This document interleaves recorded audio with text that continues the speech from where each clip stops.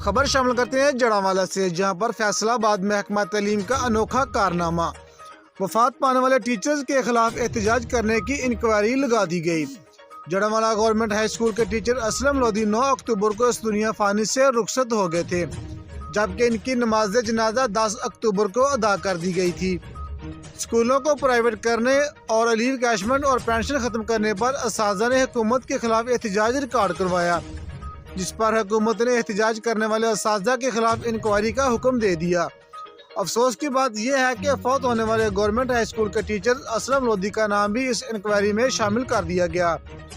محکمے کا کہنا ہے کہ اسلم لودھی نے 13 اکتوبر کو احتجاج میں حصہ لیا تھا، جبکہ مرحوم ٹیچر اسلم لودھی 9 اکتوبر کو ہی وفات پا گئے تھے، جبکہ دیگر اساتذہ کے ہمراہ مرحوم اسلم لودھی کو بھی 23 اکتوبر کو 3 بجے صبح انکوائری کمیٹی کے سامنے پیش ہونے کا حکم دے دیا۔